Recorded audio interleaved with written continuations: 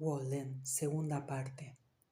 Si uno se enfrenta cara a cara con un hecho, verá brillar el sol en sus dos superficies, como si fuera un alfanje, y sentirá su suave filo dividiéndole por el corazón y la médula, y así usted concluirá felizmente su mortal carrera. Sea ella vida o muerte, solo anhelamos la realidad. Si estamos muriéndonos realmente, que oigamos el estertor de nuestra garganta y sintamos frío en las extremidades. Si estamos vivos, ocupémonos de nuestros asuntos. El tiempo solo es el río en el que voy a pescar. Bebo en él, pero mientras bebo veo el lecho arenoso y descubro cuán superficial es. Su fina corriente se desliza a lo lejos, pero la eternidad permanece. Yo bebería más profundamente, pescaría en el cielo, cuyo suelo está tachonado de estrellas. No puedo contar una sola. No sé siquiera la primera letra del alfabeto. Siempre he deplorado no ser tan sabio como lo era el día en que nací. La inteligencia es un hendedor, discierne y se abre su camino en el secreto de las cosas. No deseo estar con mis manos más ocupadas de lo necesario. Mi cabeza es manos y pies. Siento concentradas en ellas mis mejores facultades. Mi instinto me dice que mi cabeza es un órgano cavador, como los hocicos y garras anteriores de algunos animales, y con ella yo minaría mi camino a través de estas colinas. Creo que la avena más rica se halla por algún sitio en estos alrededores. Así lo juzgo por mi varita de sahorí y los finos vapores que se elevan, y aquí comenzaré a cavar. Con un poco más de meditación en la elección de sus fines, todos los hombres serían quizás esencialmente observadores y estudiosos, porque, sin lugar a dudas, su naturaleza y destino son igualmente interesantes para todos ellos. Acumulando propiedad para nosotros o nuestra posteridad, fundando una familia o una hacienda, o hasta adquiriendo fama, somos mortales. Pero cuando tratamos con la verdad, somos inmortales y no debemos temer ningún cambio o accidente. Mi residencia era más adecuada que una universidad, no solo por la reflexión, sino para la lectura seria, y aunque me hallaba más allá del alcance de la biblioteca ambulante, estaba más que nunca dentro de la influencia de esos libros que circulan por el mundo, cuyas frases fueron primeramente escritas en cortezas de árboles, y que ahora no son sino copiadas de tiempo en tiempo en papel de hilo. Los libros son la riqueza atesorada del mundo y la adecuada herencia de generaciones y naciones. Los libros más viejos y mejores están natural y debidamente en los estantes de cada casa de campo. Ellos no tienen una causa propia por la cual abogar, pero mientras iluminen y sustenten al lector, el sentido común de éste no los rechazará. Sus autores son la aristocracia natural e irresistible de cualquier sociedad y ejercen en la humanidad una influencia mayor que las de los reyes o emperadores. Cuando un ignorante y quizás despreciativo comerciante ha obtenido con riesgo y trabajo su anhelada independencia y tiempo libre, y es admitido en los círculos de la riqueza y la moda, al final se vuelve invariablemente hacia aquellos aún más elevados, pero inaccesibles círculos de la inteligencia y el genio, y se torna sensible a las imperfecciones de su cultura y a la vanidad e insuficiencia de sus riquezas. Pero más adelante prueba su sensatez por los esfuerzos que realiza, asegurando para sus hijos esa cultura intelectual cuya falta siente él tan agudamente, y de esa forma se convierte en el fundador de una familia. Las obras de los grandes poetas nunca han sido leídas por el género humano, porque solo los grandes poetas pueden leerlas. Han sido leídas únicamente como la multitud lee las estrellas, no en forma astronómica, sino a lo sumo astrológica. La mayoría de los hombres han aprendido a leer para su mezquina conveniencia, como han aprendido a escribir números para llevar cuentas y no ser engañados en el comercio. Pero de la lectura como un ejercicio noble e intelectual, poco o nada conocen. Sin embargo, solamente eso es leer en un alto sentido, no aquel canturrear lujoso que adormece las más nobles facultades. Para leer tenemos que estar en plena agudeza mental y debemos dedicarles nuestras horas más alertas y despiertas.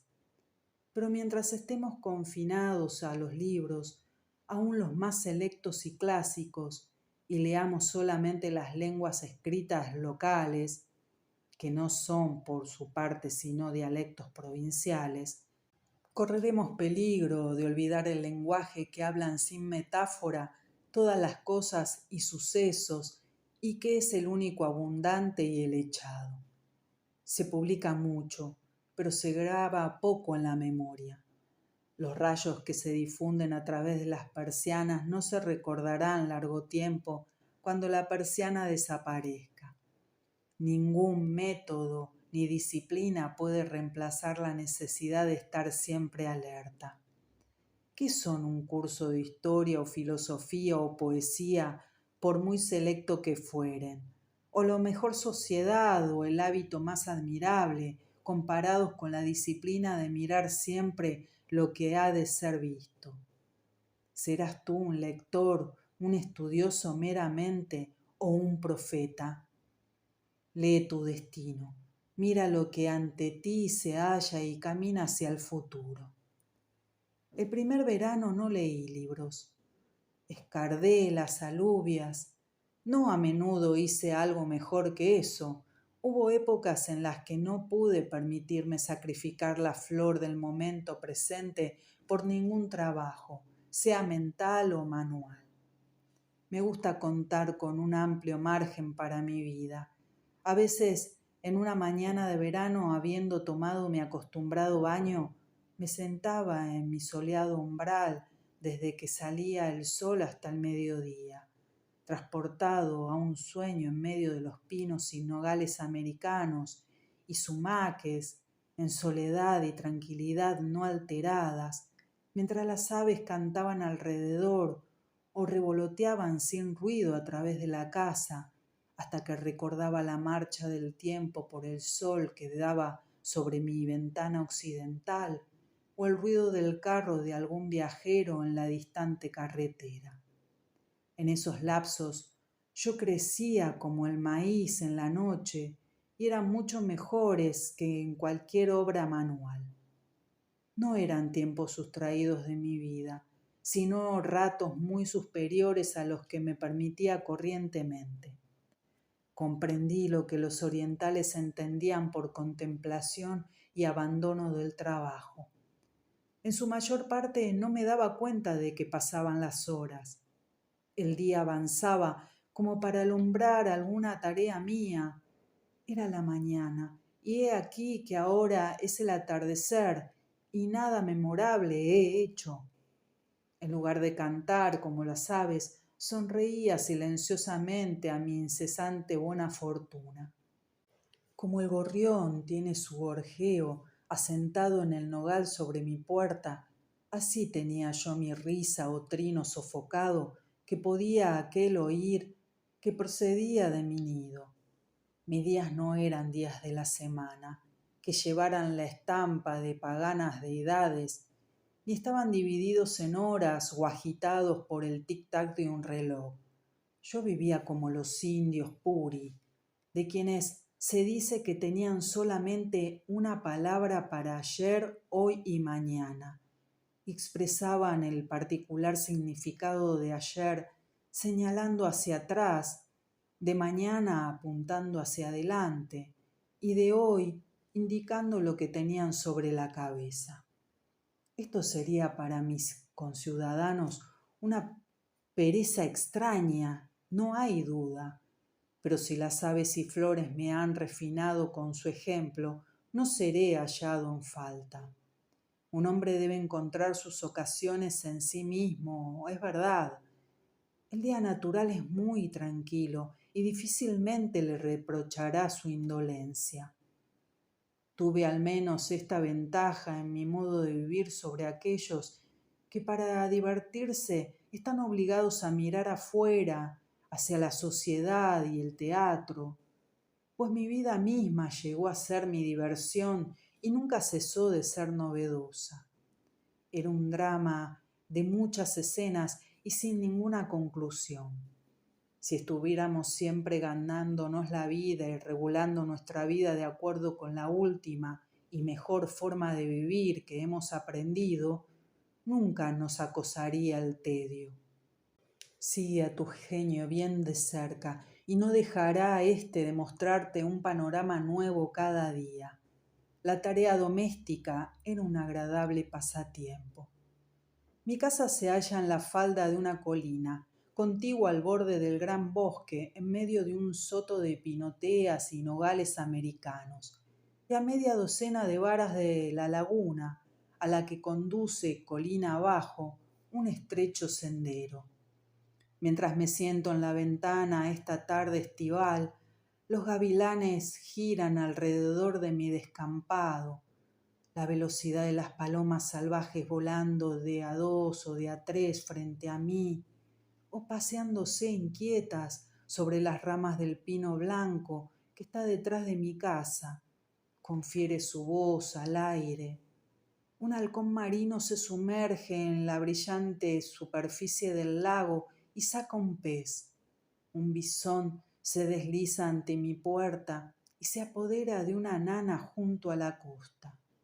El junco está inclinándose bajo el peso de los pajaritos que revolotean de aquí para allá. Y durante la última media hora he oído el traqueteo del tren, muriendo por momentos para dejarse oír de nuevo, al igual que el redoble de la perdiz, llevando viajeros de Boston hacia el campo. El ferrocarril de Fitchburg toca la laguna en un punto situado a unas 100 varas al sur de donde vivo. Suelo ir al pueblo a lo largo de su terraplén y estoy como unido a la sociedad por este eslabón.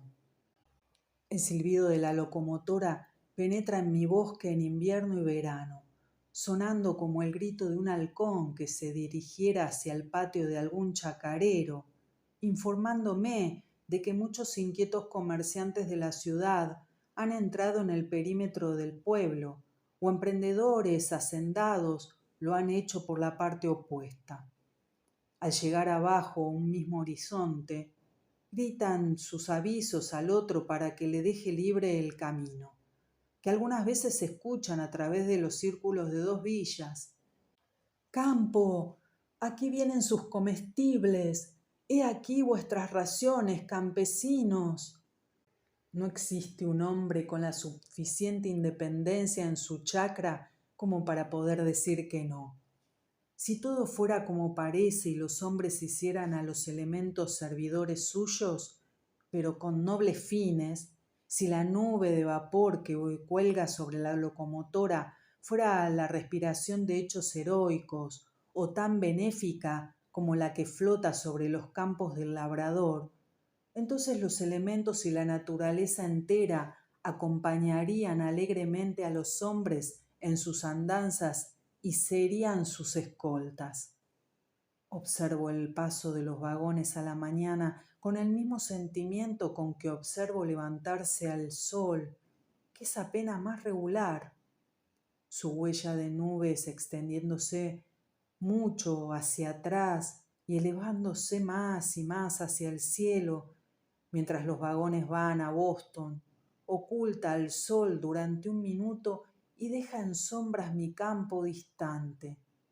Este es un tren celestial, junto al cual el pequeño tren de vagones que abraza la tierra no es más que la púa de una lanza.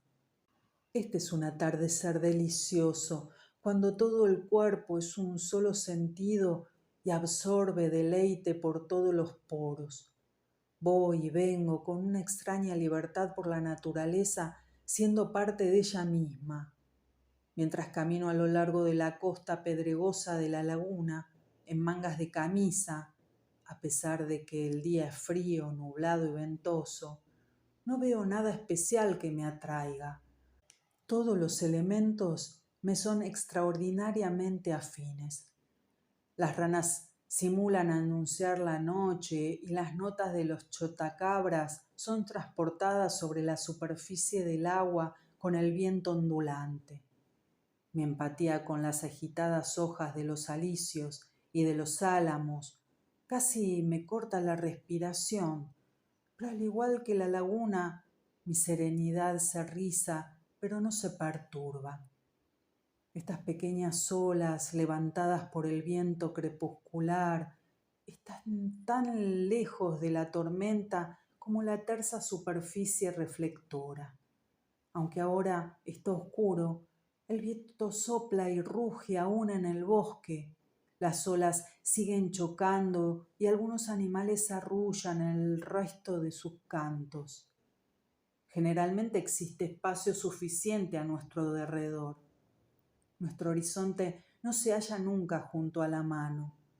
El espeso bosque no está frente a nuestra puerta, tampoco la laguna, sino que siempre hay un espacio libre, familiar y gastado por nosotros, apropiado y cercado en alguna forma y reclamado a la naturaleza. ¿Cuál es la razón por la que tengo este vasto espacio habilitado para mi albedrío, este circuito de algunas millas cuadradas de bosque no transitadas que ha sido dejado para mi privacidad por el resto de los hombres? Mi vecino más cercano no se halla a una milla de aquí y ninguna casa es visible desde lugar alguno, como no fuera desde la cima de la colina a media milla de distancia de mi hogar. Mi horizonte está limitado por bosques que son solo para mí. De un lado veo a lo lejos el ferrocarril en el sitio que toca la laguna y del otro lado el cerco que bordea el camino del bosque. Pero en su mayor parte el lugar donde vivo es tan solitario como las praderas. Es tan Asia o África como Nueva Inglaterra. Es como si tuviera mi propio sol, mis propias lunas y estrellas y un pequeño mundo entero para mí. De noche nunca un viajero pasó por mi casa o golpeó mi puerta, como si yo fuera el primero o el último de los hombres, excepto en la primavera, cuando con largos intervalos solían venir algunos pobladores de la aldea a pescar fanecas. Creo que los hombres están aún un poco temerosos de la oscuridad. Aunque todas las brujas fueron colgadas y se las sustituyó por la cristiandad y las velas. Sin embargo, experimenté algunas veces que la sociedad más dulce y tierna, la más inocente y alentadora, puede hallarse en cualquier objeto natural, y esto es válido hasta para el pobre misántropo y para el hombre más melancólico. Nunca me he sentido solo, ni tampoco deprimido por forma alguna de soledad, salvo una vez, y esto fue unas pocas semanas después de haber venido a los bosques, cuando por una hora dudé de si la próxima vecindad del hombre no sería esencial para una vida serena y saludable. El estar solo era entonces poco placentero para mí, pero al mismo tiempo me daba cuenta de que estaba pasando por una ligera dolencia en mi modo de pensar y parecía prever que había de mejorarme. En medio de una lluvia suave, mientras prevalecían estos pensamientos, noté de pronto la existencia de una sociedad dulce y benéfica en la naturaleza, en el golpear acompasado de las gotas y en cada sonido y vista alrededor de mi casa. Una amistad infinita e indescriptible, como si se tratara de toda una atmósfera que me mantenía. Una amistad que convirtió en insignificante todas las ventajas imaginadas de la vecindad humana. y no he pensado en ella desde entonces. Cada pequeña aguja de los pinos se dilata, henchida de simpatía, y me ofrecía su amistad. Me di cuenta muy claramente de la presencia de algo relacionado conmigo, hasta en los parajes y escenas que solemos llamar salvajes y tristes, y también de que mi pariente más próximo y el más humano no era una persona, ni un habitante de la villa. Y pensé que a partir de entonces ningún lugar me sería extraño. Con frecuencia solían decirme: me atrevo a pensar que usted se siente solo por ahí y que desea estar más cerca de la gente, especialmente en los días de noche y lluvia y nieve. Suelo tener deseos de contestar a esa gente: este planeta entero donde vivimos no es más que un punto en el espacio. ¿A qué distancia creen ustedes que viven los dos habitantes más lejanos de aquella estrella, el ancho de cuyo disco no puede ser apreciado por nuestros instrumentos? ¿Por qué habría de sentirme solo? ¿No está nuestro planeta en la Vía Láctea? No me parece que esa pregunta que me han formulado sea la más importante. ¿Qué clase de espacio es el que separa a un hombre de sus semejantes y le hace sentirse solitario? He descubierto que ningún movimiento de las piernas puede aproximar a dos mentes. ¿Cerca de qué queremos vivir nosotros principalmente? Seguro que no ha de ser de muchos hombres, de la estación de tren, del depósito, de la oficina de correos, el bar, la capilla, el edificio de la escuela, el almacén, los barrios residenciales o los del bajo fondo, donde los hombres se congregan en su mayor parte, sino de la fuente perenne de nuestra vida, donde según nuestra experiencia hemos comprobado que emana aquella, como el sauce quiere estar cerca del agua y envía sus ramas en esa dirección. Este sitio variará de acuerdo con las distintas naturalezas, pero ahí el hombre sabio cavará su sótano. Somos la materia de un experimento que no deja de tener interés para mí. ¿Acaso no nos podemos arreglar por un corto lapso sin la sociedad de nuestras chismografías, teniendo a nuestros propios pensamientos para que nos alegren? Confucio dice en verdad: la virtud no queda como un huérfano abandonado, debe necesariamente tener vecinos. Con el pensamiento podemos estar junto a nosotros mismos en un sentido sano. Por un esfuerzo consciente de la mente, podemos estar separados de las acciones o de las consecuencias, y todas las cosas, tanto las buenas como las malas, pasan por nosotros como un torrente. No estamos completamente involucrados en la naturaleza. Puedo ser el madero arrastrado por la corriente, o Indra mirándolo desde el cielo. Puedo ser afectado por una función de teatro, o por el contrario, puedo no ser afectado por un suceso real que parece estar mucho más relacionado conmigo. Me conozco solo como una entidad humana, como la escena, por así decirlo, de mis pensamientos y afectos, y me hago cargo de una cierta duplicación, por la cual puedo situarme tan lejos de mí mismo como de cualquier otra persona. A pesar de mi intensa experiencia, soy consciente de la presencia y crítica de una parte mía, que es como si no fuera una parte de mí, sino un espectador que no comparte experiencia alguna, sino que toma nota de todas, y eso no es más mi persona de lo que lo eres tú. Cuando la comedia, quizá la tragedia, de la vida se ha acabado, el espectador sigue su camino.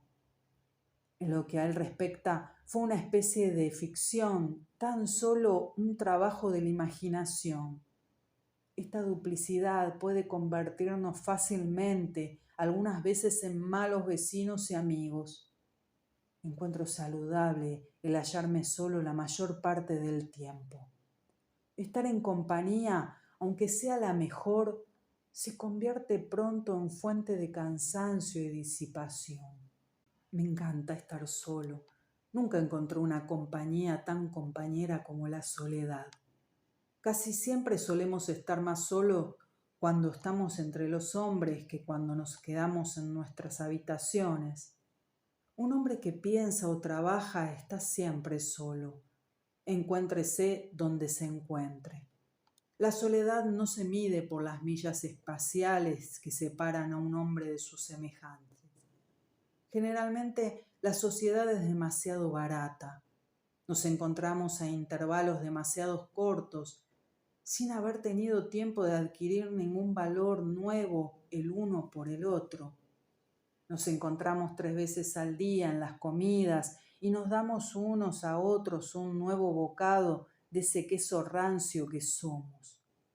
Hemos tenido que ponernos de acuerdo sobre una cierta cantidad de reglas llamadas de etiqueta y cortesía para hacer tolerable esta frecuente reunión y que no necesitemos llegar a una guerra declarada.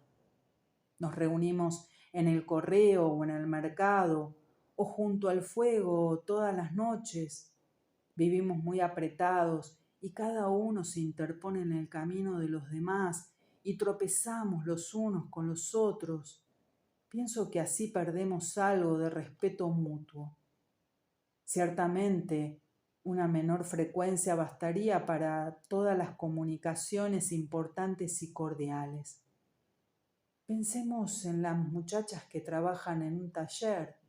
Nunca están solas, difícilmente en sus ensueños. Sería mejor si no hubiera más que un habitante por milla cuadrada, como donde yo vivo. El valor de un hombre no está en su piel para que nosotros se la toquemos.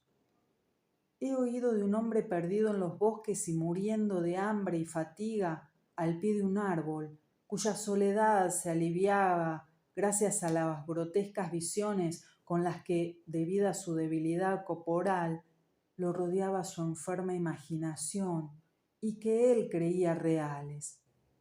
También, dotados de salud y todas nuestras fuerzas físicas y mentales, podemos ser estimulados continuamente por una sociedad semejante, pero más normal y natural, y llegar a saber que nunca estamos solos.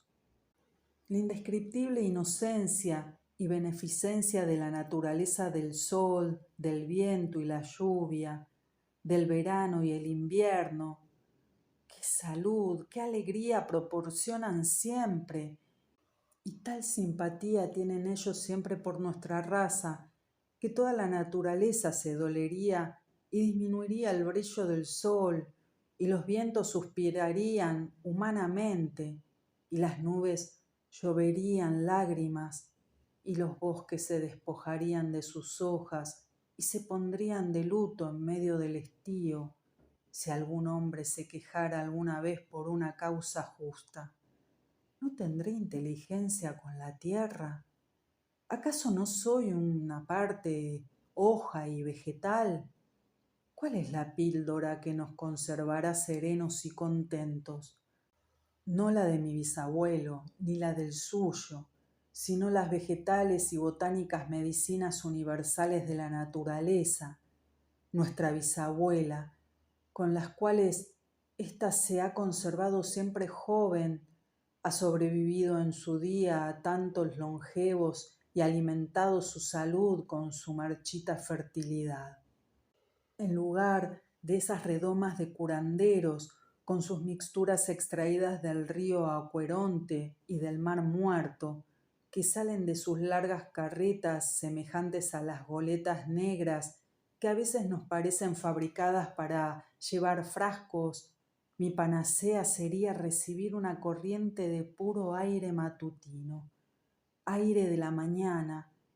Si los hombres no beben de él en el manantial del día, ¿por qué entonces debemos embotellar algo de ese aire y venderlo en los comercios en beneficio de aquellos que han perdido su billete de suscripción al tiempo matutino en este mundo?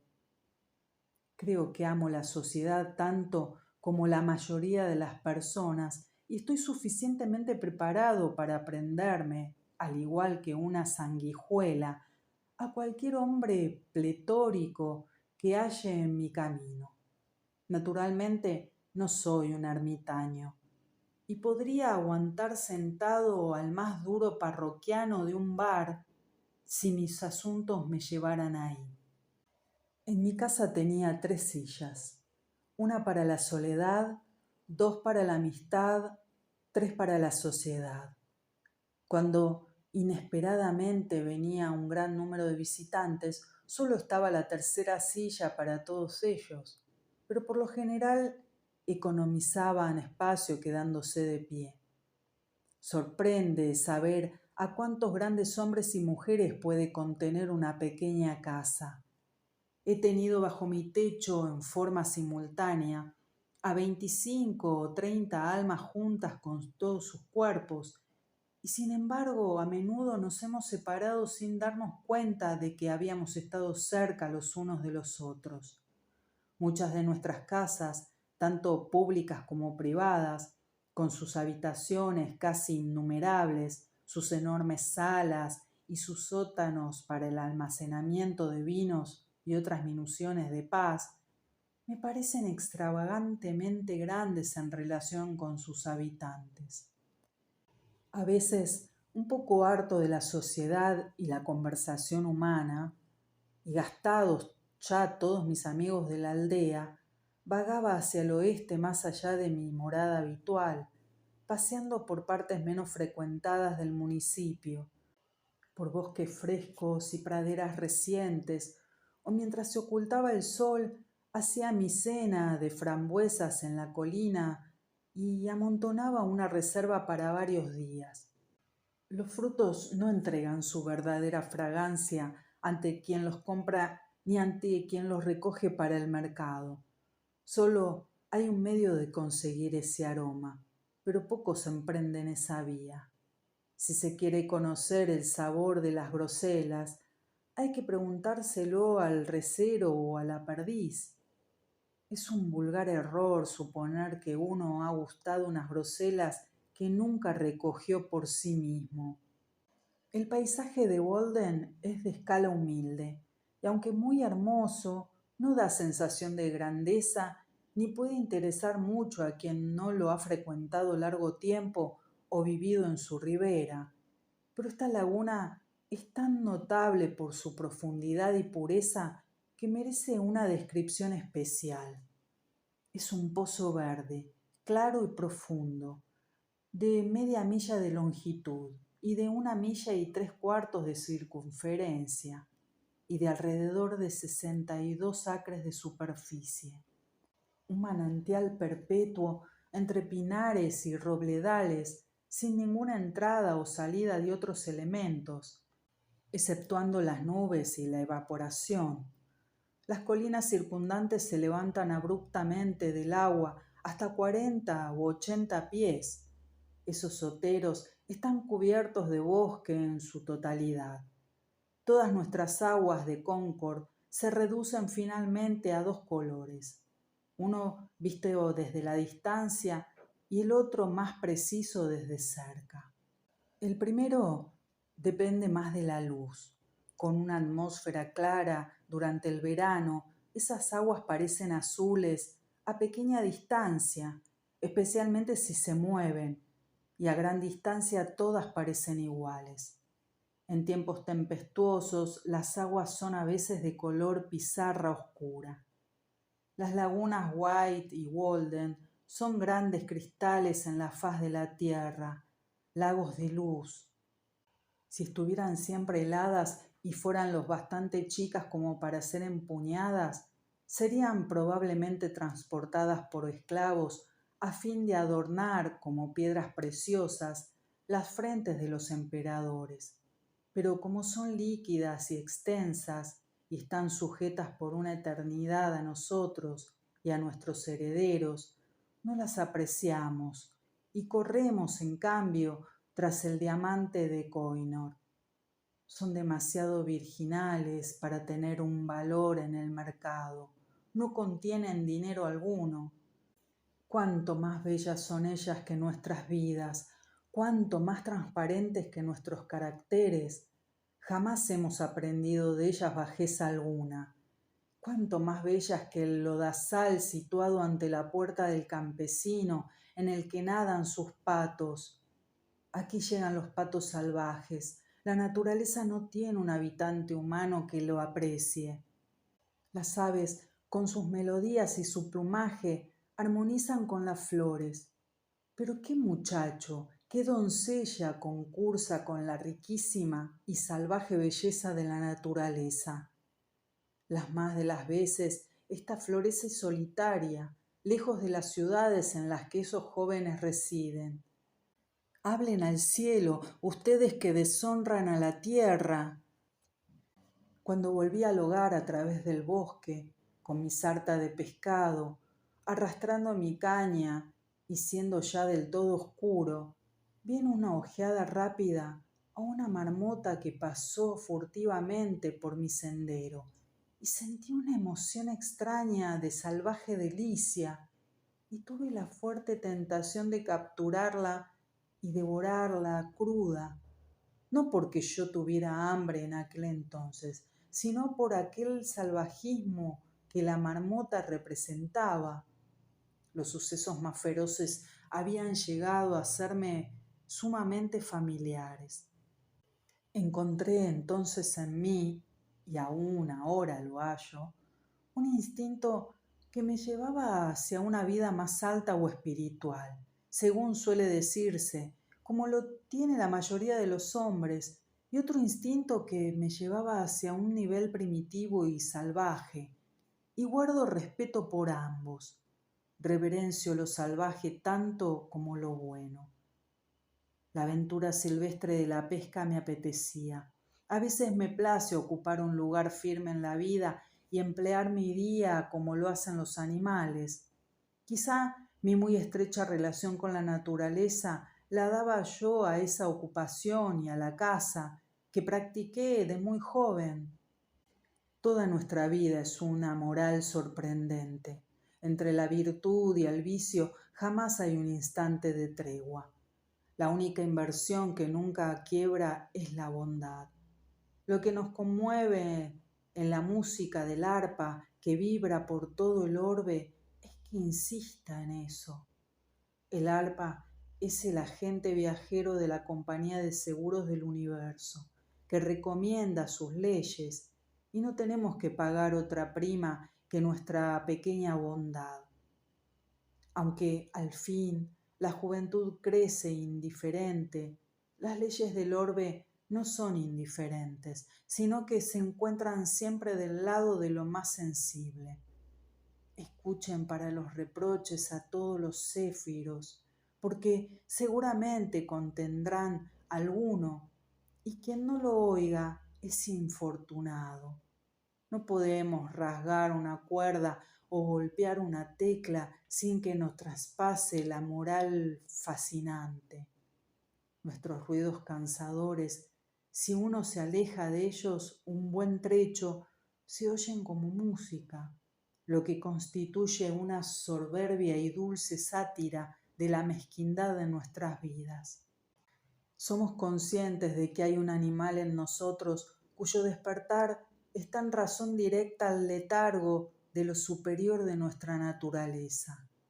Aquel es reptil y sensual y quizá no lo podemos expulsar completamente. Es como los gusanos que están instalados en nuestro cuerpo, aunque estemos vivos y sanos. Es posible que podamos alejarnos de ese animal, pero jamás podremos cambiar su naturaleza. Temo que él mismo pueda gozar de cierta salud que le es propia. Temo que nosotros podamos estar bien, pero no puros. Hace unos días levanté del suelo el maxilar inferior de un puerco, provisto de colmillos blancos y robustos, lo que sugería una salud y una fuerza animal diferentes de las iguales calidades del espíritu. Ese animal triunfaba por métodos que no eran la templanza y la pureza. Decía Mencio que los humanos diferimos de los brutos en algo poco estimado. El rebaño común lo pierde pronto, los hombres superiores lo conservan con cuidado. Si hubiéramos alcanzado la pureza, ¿quién sabe qué clase de vida habría resultado? Si yo conociera un hombre tan sabio que pudiera enseñarme la pureza, iría a buscarlo inmediatamente. El Veda declara que el gobierno de nuestras pasiones y de los sentidos externos corporales, así como las buenas acciones, son indispensables para el acercamiento de la mente de Dios. Pero el espíritu puede, con el tiempo, embeber y gobernar todos los tiempos y funciones del cuerpo y convertir en pureza y devoción aquello que por la forma es la sensualidad más grotesca. Todo hombre edifica, según en estilo puramente propio, un templo que se llama su cuerpo para el Dios a quien adora, y no puede escaparse de eso poniéndose a martillar el mármol. Todos somos escultores y pintores, y los materiales que empleamos son nuestra propia carne, sangre y huesos. Cualquier nobleza comienza enseguida a refinar los rasgos del hombre. Cualquier bajeza o sensualidad empieza a embrutecerlos. Uno de los atractivos que me trajo a vivir en el bosque era que iba a disponer de ocios y ocasiones para ver venir la primavera. Por fin, el hielo de la laguna comienza a alveolarse y mi tacón penetra en él cuando camino. Nieblas, lluvias y soles más calientes van fundiendo poco a poco la nieve. Los días se han hecho sensiblemente más largos y veo que llegaré al fin del invierno sin añadir más a mi montón de leña, pues ya no son necesarios los fuegos abundantes. Estoy alerta para los primeros signos primaverales, para oír la nota casual de algún ave que llega o el chirrido de la ardilla estriada, pues su almacén debe de estar ya casi vacío, o para ver a la marmota que se aventura fuera de sus cuarteles invernales.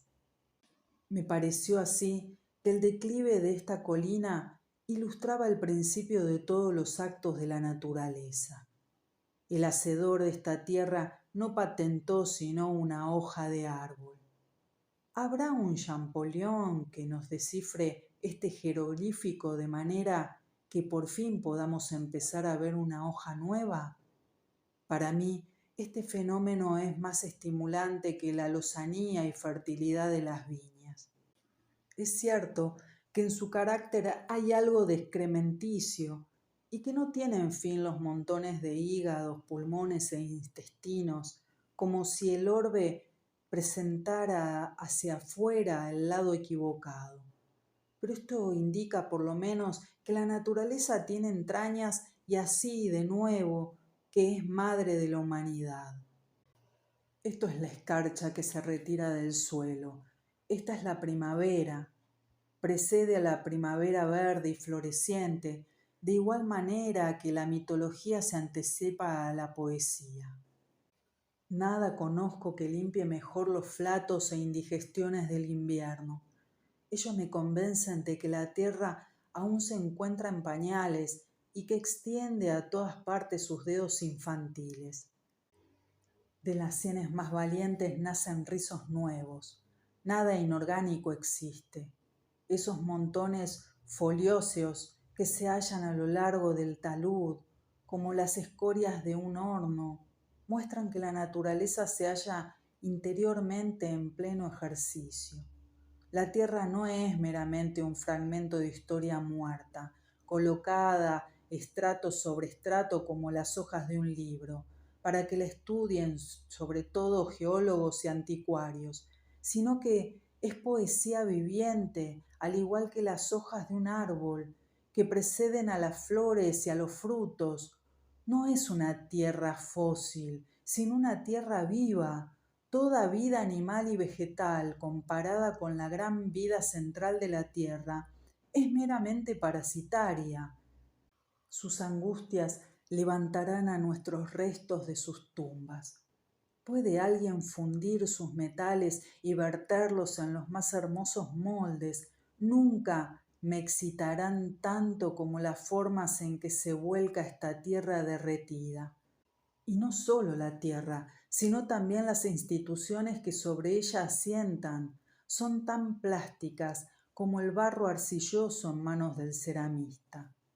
En la proximidad de la primavera, las ardillas coloreadas llegan desde abajo de mi casa, por parejas, directamente hasta mis pies, mientras yo estaba sentado leyendo o escribiendo, y lanzaban los sonidos más extraños que jamás he oído, cloqueos y gorjeos y gorgoteos y piruetas vocales, y cuando yo pateaba, ellas trinaban aún más alto, como desafiando a la humanidad para que las detuviese, como si hubieran perdido todo temor y respeto en su loca jarana. Eran completamente sordas a mis argumentos, o no lograban darse cuenta de su fuerza y caían en una irresistible melodía de invectivas. El primer gorrión de la primavera, el año comienza con una esperanza más joven que la que nunca hubo. Los débiles trinos plateados que se oyen en los campos húmedos y parcialmente desnudos, procedentes del azulejo, del gorrión cantor, del malvis, parecían como si los últimos copos del invierno tintinearan al caer. ¿Qué son en un tiempo como este las historias y cronologías, las tradiciones y todas las revelaciones escritas? Los arroyos cantan villancicos y gozos a la primavera. El gavilán, volando cerca de la pradera, busca ya la primera vida que despierta en el légamo. El sonido de la caída de la nieve en fusión se oye en todas las cañadas y el hielo se disuelve deprisa en las lagunas. El pasto flamea sobre las laderas como un fuego vernal, como si la tierra mandara fuera un calor interno que saludara al sol que vuelve. El color de esa llama no es amarillo, sino verde, el símbolo de la perpetua juventud. La brizna de hierba, semejante a una cinta verde, se extiende desde el césped hasta el verano, interrumpida sin embargo por la escarcha, pero brotando de nuevo enseguida, levantando su lanza de heno del pasado año con la fresca vida de abajo. Crece tan firmemente como la fuente mana del suelo. Es casi idéntico al manantial, pues en los días estivales en que tanto se desarrollan, cuando los ramblizos están secos, la brizna de hierba son sus canales, y año tras año los rebaños beben de esta perenne y verde corriente, y el segador extrae de ella sus víveres de invierno cuando están en sazón. Así, nuestra vida humana no muere, sino que se hunde hasta las raíces y brota de nuevo su verde brizna hacia la eternidad. La vida de nuestra aldea se estancaría de no ser por los bosques y prados sin explorar que las circundan. Necesitamos el tónico de la rusticidad. A veces caminar por marjales donde acechan el alcaraván y la sora, y oír el zumbido de la gachacisa, y oír el susurro de la enea en la que solamente labra su nido algún ave más salvaje y solitaria, y el bisón se arrastra con su abdomen muy cercano a la tierra. A la par que estamos empeñados en explorar y aprender todas las cosas, requerimos que todas ellas sean misteriosas e inexplorables, que la tierra y el mar sean infinitamente salvajes, no inspeccionados ni sondeados por nosotros, por ser insondables. Jamás nos hartamos de la naturaleza. Debemos refrescarnos con la visión de ese vigor inagotable, de caracteres vastos y titánicos, la costa marítima con sus desechos de naufragios, las selvas con sus árboles tanto vivos como yertos, la nube del trueno y el diluvio que dura 3 semanas y origina inundaciones. Nos agrada ver al buitre alimentándose de la carroña que nos molesta y desazona, y obteniendo salud y vigor de tal comida. En el sendero que a mi casa se dirigía, se encontraba un gamelgo muerto que a veces me obligaba a salir de mi camino, sobre todo de noche, cuando el aire se ponía pesado. Pero eso fue compensado por la seguridad que me proporcionó el voraz apetito y la inviolable salud de la naturaleza. Me gusta ver que la naturaleza esté tan plena de vida como para permitirse que miles de criaturas sean sacrificadas y sufrir que se devoren las unas a las otras. Qué tiernas organizaciones puedan ser tan tranquilamente eliminadas de la existencia, aplastadas como pulpa, como los renacuajos son zampados por las garzas, o las tortugas y sapos reventados en el camino, y que a veces eso haya hecho llover carne y sangre. Con la exposición de los accidentes debemos ver cuán ligera cuenta se lleva por eso. La impresión que todo eso produce a un sabio es que existe una inocencia universal. Al fin de cuentas, el veneno no es venenoso, ni las heridas son fatales. La compasión es un terreno muy difícil de sostener. Debe ser expeditiva y sus alegatos no toleran volverse estereotipados. A principios de mayo, los robles, nogales americanos, arces y otros árboles que estaban brotando entre las pinedas que rodean a la laguna proporcionaban al paisaje un brillo semejante al del sol, especialmente en los días nublados, como si el sol estuviera quebrando las brumas y brillando suavemente en las laderas aquí y allá. Y así las estaciones van rodando hasta el estío, como si uno paseara entre yerbales cada vez más altos. Abandoné el bosque por una razón tan potente como aquella que me llevó a él. Me pareció que quizá tenía ya varias vidas más que cumplir y que no podía dedicar más tiempo a esa clase de vida.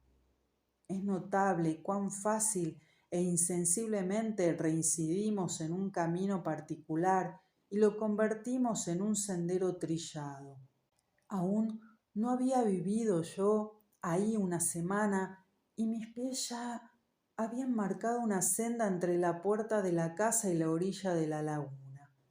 Y aunque hacía 5 o 6 años que la recorría, todavía se la distinguían perfectamente bien.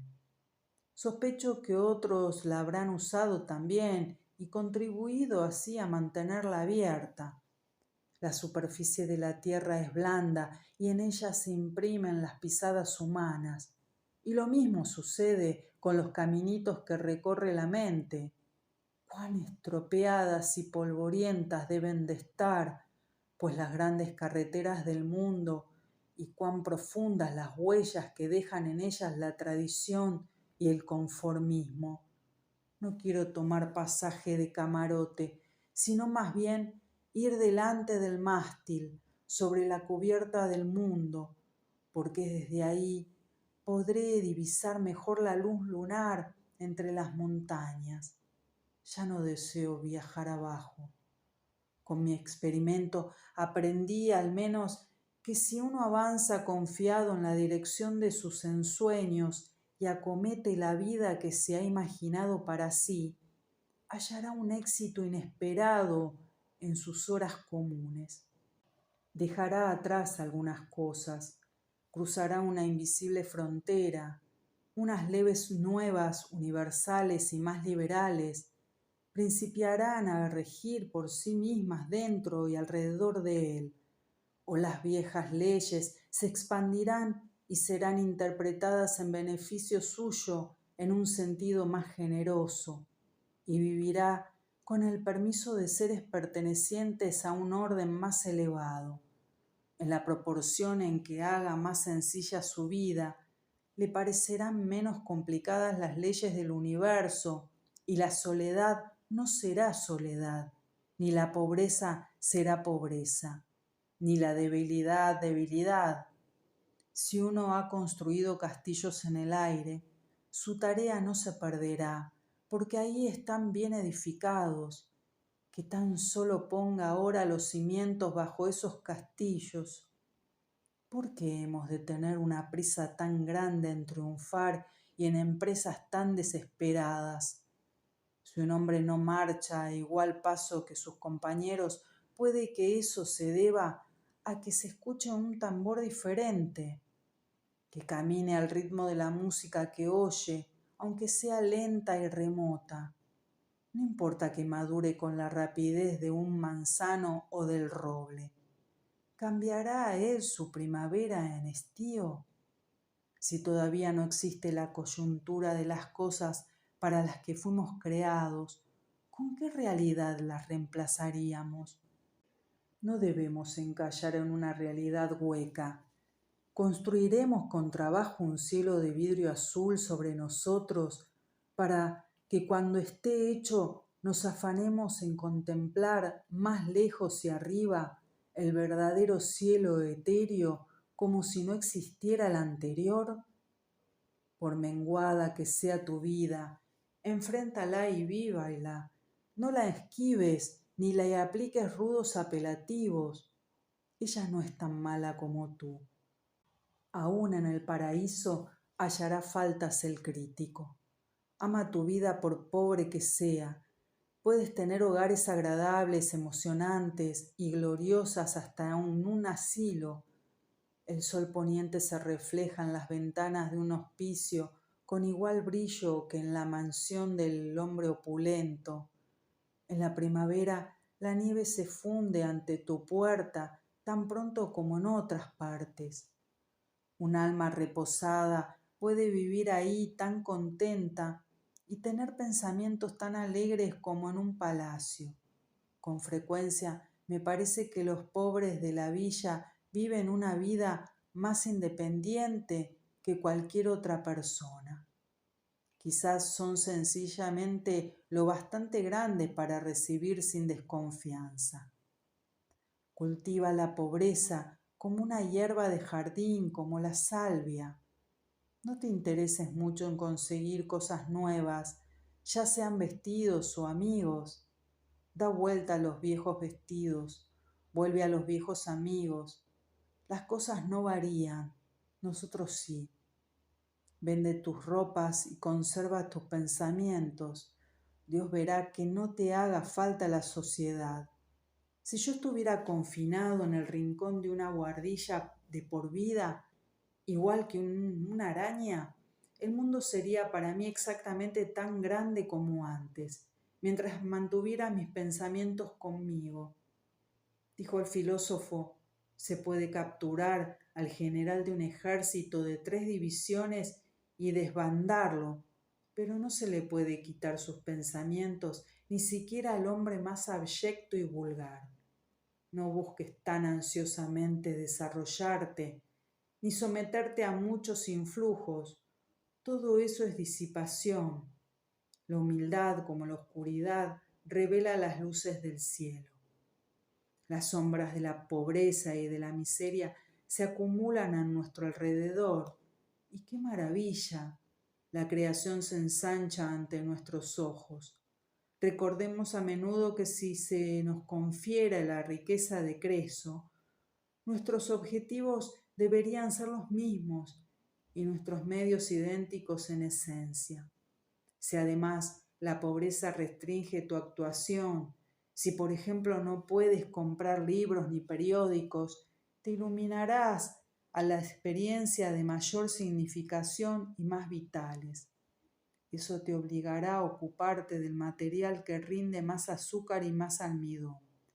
La vida más dulce es la que está más próxima a los huesos. no podrá ser más persona frívola. Nada pierde el hombre en un nivel inferior por su grandeza en un nivel superior.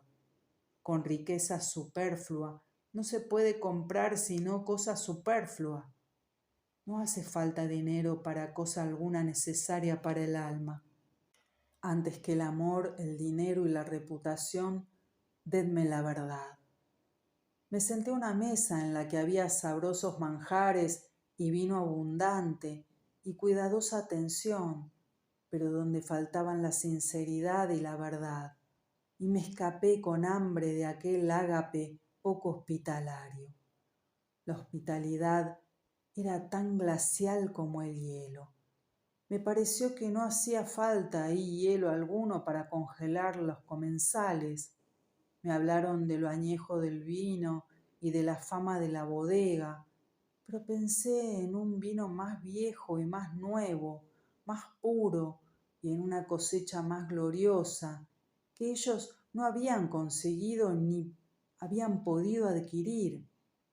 Para mí nada valen la clase, la casa, el jardín y la diversión. Fui a visitar al rey, pero hizo que lo esperara en el salón y se condujo como un hombre incapaz de hospitalidad alguna. En mi aldea había un hombre que vivía en el hueco de un árbol. Sus modales eran verdaderamente regios. Mejor hubiera hecho yo en haber ido a visitarlo a él. ¿Hasta cuándo nos sentaremos en nuestros portales practicando vanas y rancias virtudes que cualquier trabajo convertiría en impertinentes?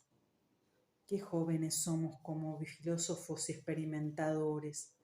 No existe uno solo entre mis lectores que haya vivido ya una completa vida humana. Puede que no sean estos sino los meses de primavera en la vida de la raza. No conocemos sino una pequeña cortecilla del globo en que vivimos. La mayoría de las personas no han ahondado 6 pies por debajo de su superficie, ni brincado otros tantos hacia arriba. No sabemos dónde nos encontramos. Además, permanecemos dormidos completamente más de la mitad de nuestro tiempo. Sin embargo, nos consideramos sabios y tememos sobre la superficie un orden establecido. Es verdad, somos pensadores profundos, espíritus ambiciosos. Cuando me planto cerca del insecto que se arrastra en medio de los piñones, en el suelo del pinar, tratando de esconderse a mi mirada, y me pregunto por qué el insecto acariciaría esos humildes pensamientos y ocultaría su cabeza de mi presencia cuando quizá podría ser yo su benefactor y proporcionar alguna información consoladora a su raza. Me acuerdo del gran bienhechor y de la inteligencia que me observa a mí, el insecto humano. Hay un flujo incesante de innovación en el mundo, pero toleramos una opacidad increíble.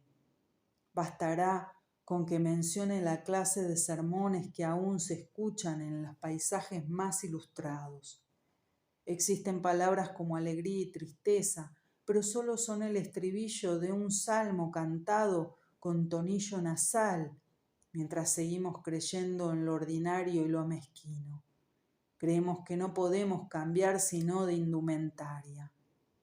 En nosotros la vida es como el agua de un río. Este año puede haber una crecida como jamás haya conocido el hombre e inundar las abrasadas tierras altas. Puede ser el año memorable en que todas nuestras razas almizcleras perezcan ahogadas. Donde habitamos no siempre fue terreno seco. Veo muy tierra adentro las orillas que antiguamente lavaba la corriente, antes de que la ciencia comenzara a registrar sus crecidas. Todo el mundo ha oído el cuento que ha circulado por Nueva Inglaterra de un escarabajo fuerte y bello que salió de la seca tabla de una vieja mesa de manzano que había estado en la cocina de una granja durante 60 años, primero en Connecticut y luego en Massachusetts. Procedía de un huevo depositado en el manzano cuando éste vivía, muchos años antes, como se comprobó al contar las capas anuales de la madera que rodeaba el huevo. Se lo sintió roer hacia afuera durante varias semanas, incubando probablemente por el calor de un samovar. ¿Quién oyendo esto no sintiera fortalecida su fe en la resurrección y en la inmortalidad? Quizá alguna bella vida alada asome inesperadamente en medio del mueble más trivial, manoseado por unos y otros en la sociedad, para disfrutar al fin de su perfecta vida estival. Su huevo habría sido enterrado durante siglos bajo muchas capas concéntricas de madera, en la seca y muerta vida de la sociedad, depositado en primer lugar en el alburno del árbol vivo y verde, que se convertiría poco a poco en algo semejante a una tumba bien curada. Quizá la asombrada familia del hombre, cuando se sentaba alrededor de la alegre mesa, le haya oído abrirse paso hacia afuera, royendo durante años. La luz que enceguece nuestros ojos es oscuridad para nosotros. Solo alborea el día para el cual estamos despiertos. Hay aún muchos días por amanecer. El sol no es sino una estrella de la mañana.